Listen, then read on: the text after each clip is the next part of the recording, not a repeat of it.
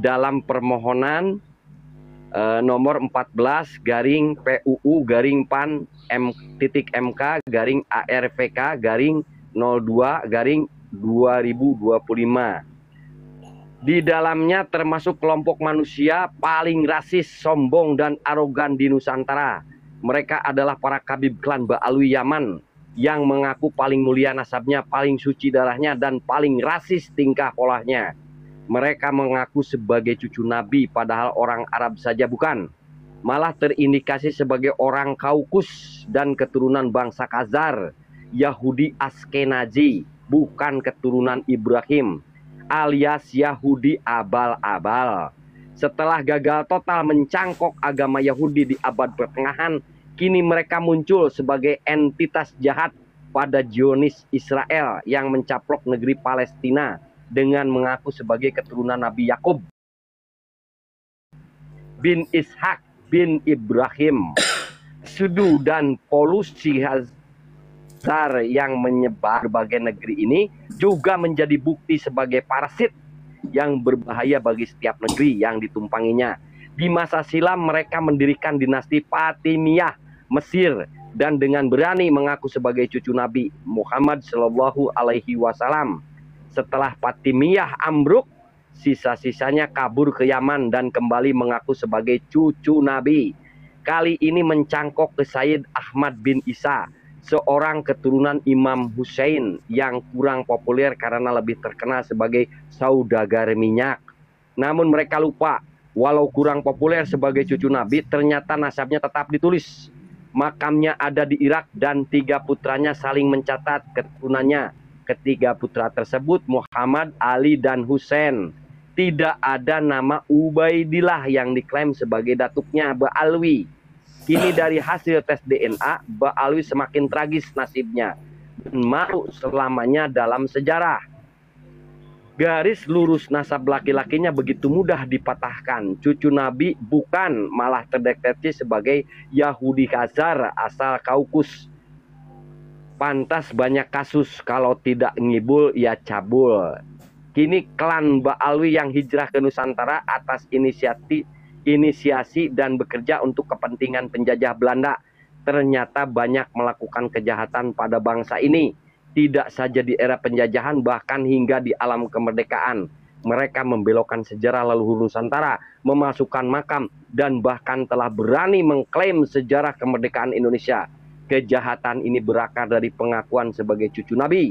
Lalu batangnya adalah perbudakan spiritual, dan buahnya adalah kapitalisasi agama untuk memperkaya diri demi materi dan kedudukan dunia.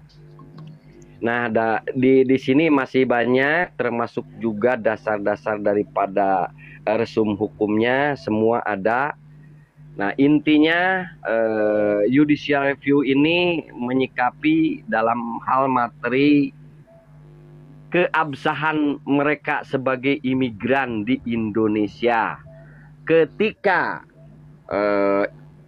judicial review ini berhasil, maka nanti akan berdampak dengan beberapa poin yang akan diantaranya juga mungkin deportasi. Itu barangkali. Silahkan, monggo ditanggapi.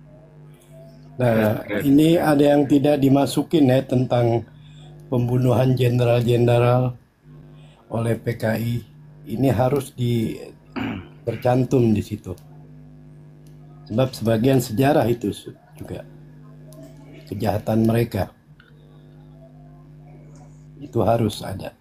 Keren Bang Riki Hernawan, keren. Izin menanggapi Mas Rizky, boleh Has? Monggo. Lanjut.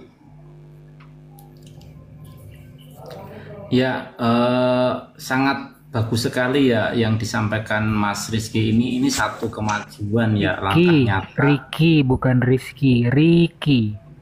Oh ya, mohon maaf Mas Riki ya, mohon maaf. Makasih diluruskan ya. Terima kasih Mas Riki. Jadi apa yang disampaikan beliau tadi ini satu langkah nyata ya, kemajuan yang luar biasa. Mudah-mudahan ya apa yang digugat di Mahkamah Konstitusi ini tadi usulan dari saya ada di sini itu bagus. Kejahatan sejarah itu perlu juga dilampirkan ketika memang ingin judicial review kaitan Ba'alawiyah yang ada di Indonesia ini ternyata bukan WNI. Dulu kan CNES ya juga berbondong-bondong semua mendaftarkan sebagai WNI. Nah ini kan kaum Ba'alawi ini kenapa tidak lah? Kemarin saya sedikit mengutip dari Pandito Acong. Mereka kan yang mempunyai Indonesia, kita tuh hanya pendatang kan gitu. Wah, malah terbalik. Masa kita sebagai pendatang, lah iya wong mereka saja itu kan yang mempunyai Jawa seperti itu. Cuman di sini kalau ini sebagai bentuk nyata dan MK nanti bisa mengkaji dan menelaah secara baik ya konferensi kaitan undang-undang itu diteliti benar siapa itu Ba'alawi dan apa ya peran mereka, kejahatan apa yang pernah dilakukan itu ya mungkin saja ketika nanti sampai titik deportasi seandainya memang dikabulkan kan pasti akan ada butir-butir tuh poin-poin yang harus dilaksanakan oleh pemerintah karena memang MK itu mengadili sengketa perundang-undangan termasuk ya tadi ketika ada masyarakat yang mungkin ya tidak sejalan dengan undang-undang yang ditetapkan oleh DPR maupun pemerintah itu. Dari sisi lain memang Ba'alawi ini ya ketika kita lihat ya dari sejak datang sampai hari ini memang problem buat Indonesia terutama yang akhir-akhir ini kita lihat bahaya latennya ini. Kalau ini tidak disingkapi dengan baik oleh pemerintah ya jangankan hari ini kita diam, besok ini akan menjadi tambah berat bahaya latennya itu untuk regenerasi bangsa yang akan datang. Mungkin gitu host. Terima kasih.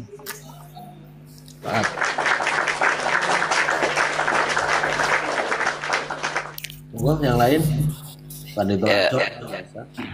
Gini teman-teman, ini suatu langkah positif lah dan ini ya kita tunggu hasilnya dan mudah-mudahan sesuai dengan harapan kita. Termasuk apa yang diusulkan teman-teman, saya kira yang melakukan uji materi itu sudah tahu lah tentang itu. Artinya ketika pengajuan uji materi kan nanti ada sidangnya gitu. Itu bisa dibawa nanti apapun berkas dan bagaimanapun itu pasti.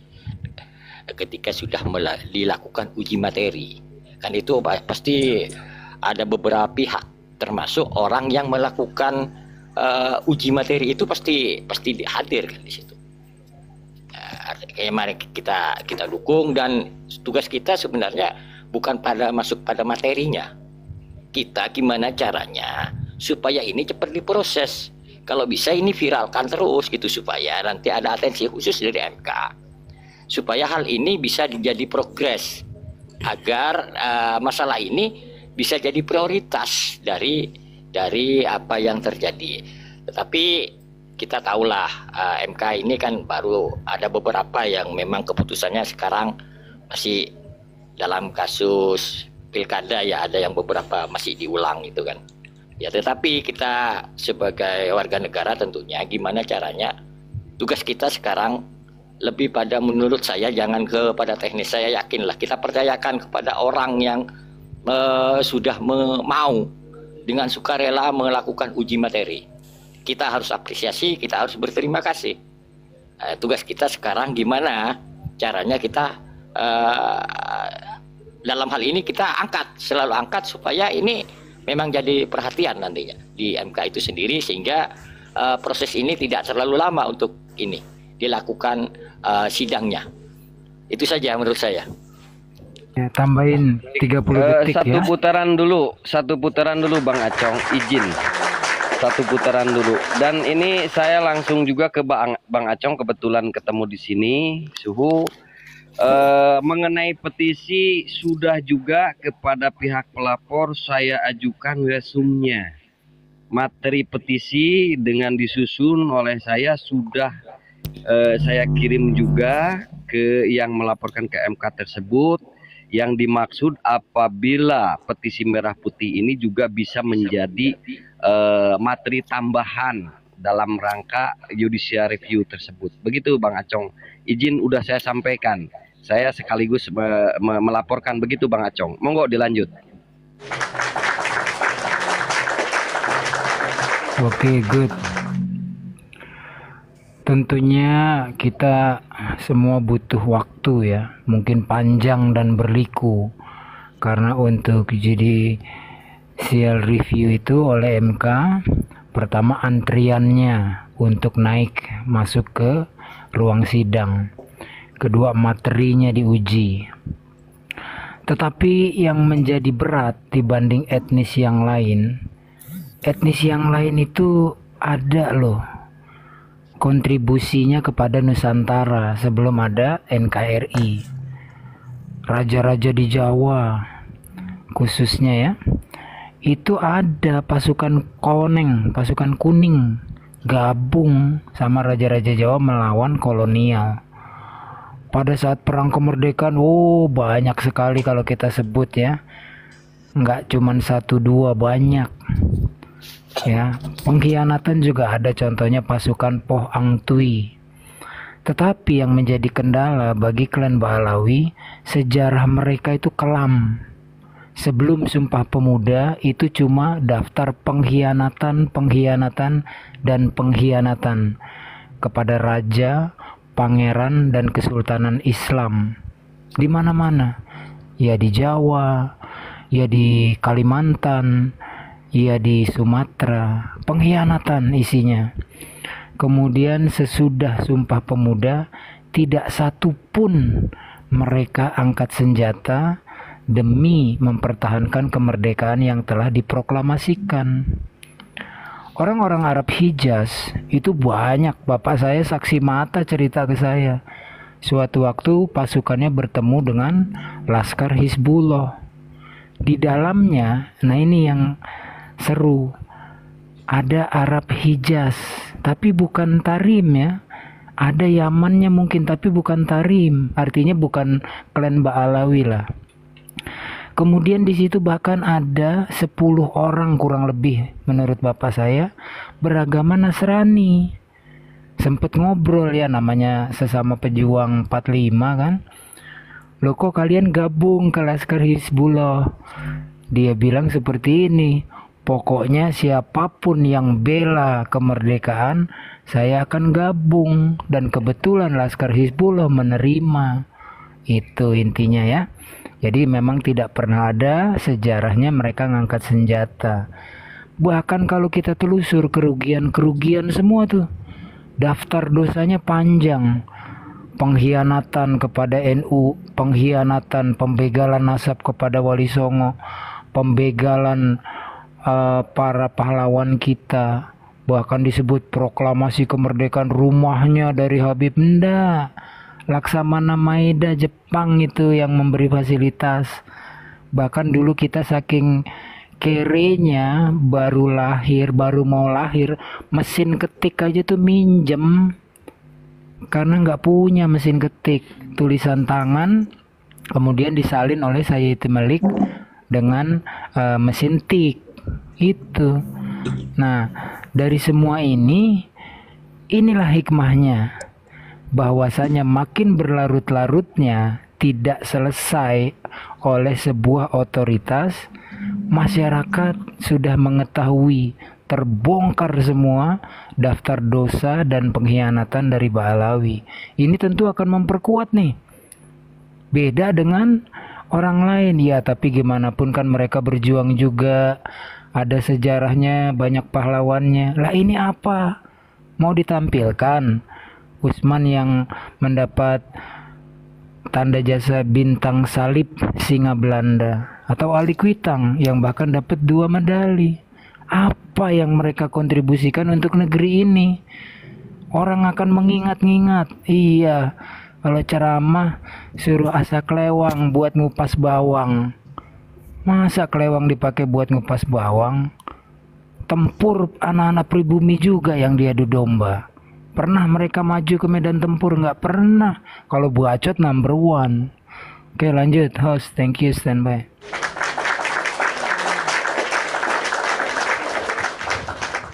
Ada yang menanggapi lagi? Skincare? Saya sebentar nanya. Bang Riki, apa betul yang saya lihat kemarin itu di YouTube-nya Gus Fuad Pleret itu kan, bahwa Mbak Alawi ini menolak kemerdekaan Indonesia.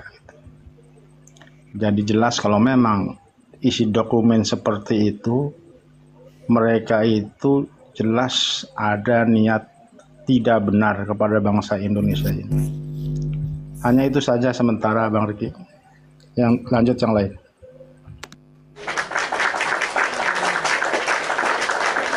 Ya, kalau untuk menanggapi itu sih ya, melihat daripada tingkah laku mereka, ya bisa jadi benar itu. Sekarang aja fakta sudah terbuka dengan terang benderang bahwa mereka itu tidak bisa membuktikan hal pengakuan darah keturunan Rasulullah. Kemudian adanya pembelokan-pembelokan sejarah, pengakuan-pengakuan terhadap pendiri NU. Tapi ketika sudah dibukakan, dipermalukan dengan sanksi sosial, bagaimana tingkah mereka? Mereka tetap bebal, mereka tetap arogan. Itu mereka. Jadi mereka nggak bisa mencair dengan bangsa Indonesia suku pribumi ini. Nggak bisa mencair. Bagaikan minyak dan air mereka. Karena mereka memposisikan lebih mulia. Tadi seperti narasi yang saya bacakan.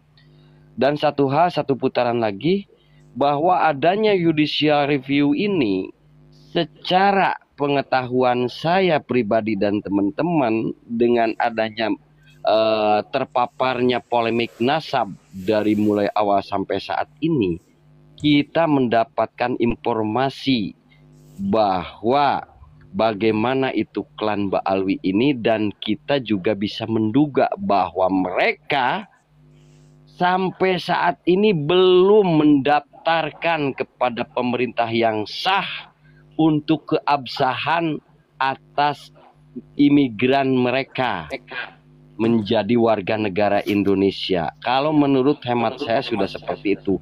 Dan dengan adanya judicial review ini adalah positif. Sehingga ini bisa menahan menjadi status quo sebelum ada ingkrah keputusan judicial review. Maka ketika mereka mengajukan untuk mendaftarkan keabsahan klan mereka, itu akan ditolak dulu atau ditunda dulu sebelum ada ingkrah daripada pengajuan judicial review ke MK. Ini positif, begitu barangkali. Monggo dilanjut.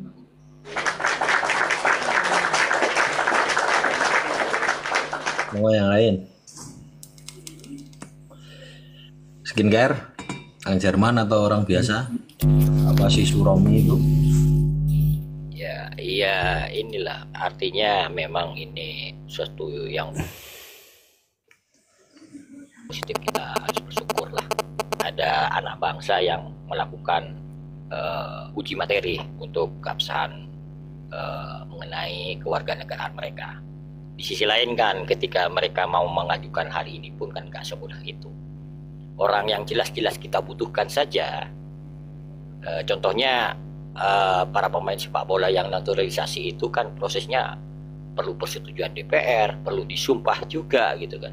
Ini enggak semudah itu membalikkan telapak tangan gitu tiba-tiba jadi WNI. Tidak seperti itu. Artinya ini suatu langkah positif lah.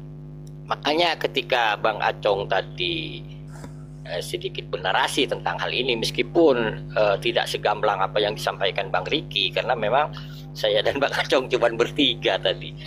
Ada yang sudah kepanasan tiba-tiba naik ke ini caci maki. Ya udah ya, tak ladenin caci maki.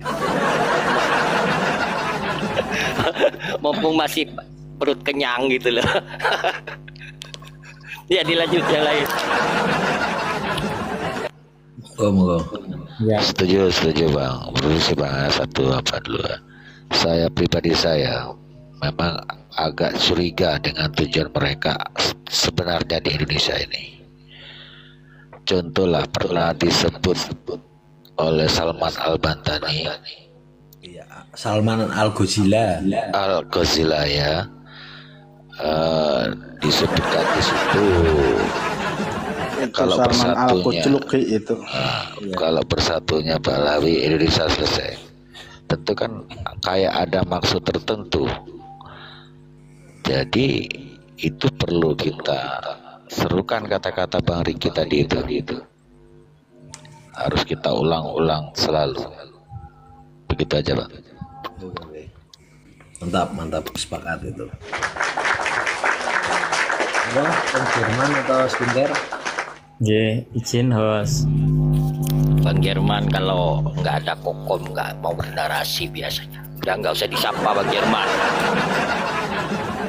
Lanjut Skincare. Betul ya, yang disampaikan Pandito Acong sama Mas Isu Romi tadi, ya termasuk pemaparan Bang Riki tadi itu